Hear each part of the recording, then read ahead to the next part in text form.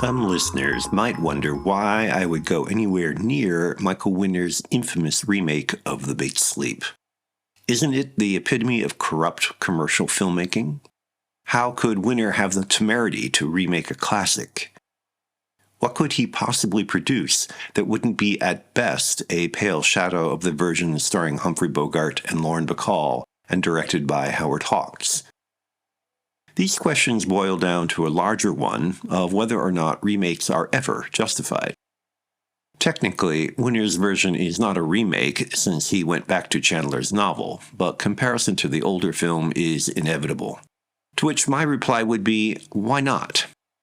While it is perfectly justifiable to prefer an older version, you cannot assume the newer is inferior just because it is a remake. In this particular case, there is no obligation to accept the 40s version's classic status, which results partly from the director's inflated reputation and the participation of major author William Faulkner. The situation begins to look suspiciously like judging the remake in terms it can't possibly meet, even if it offers its own potentially interesting qualities. In fact, Robert Mitchum is just as good as Bogart. Sarah Miles lacks Lauren Bacall's satiny sleekness, but she's a better actress with her own quirky appeal. Instead of Hawks' studio-bound Los Angeles, Winner gives us London locations selected with a flair for evocative ambience that is not often credited. There are sharp character performances from Joan Collins, Richard Boone, Edward Fox, Harry Andrews, Oliver Reed, and Colin Blakely. And while Winner's down and dirty sleaze is admittedly laid on a bit heavily, it's tough to imagine updating Chandler without such muck if the film were to engage the jaded 70s audience.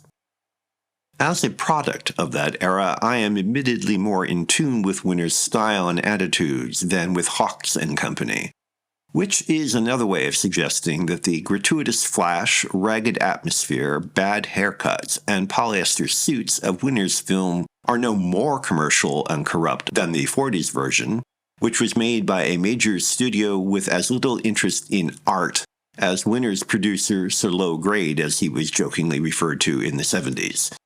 The 1978 version just meets different expectations.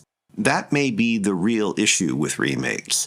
Cherished work is superseded by new conventions which, if judged in terms of the original, seem inferior and corrupt.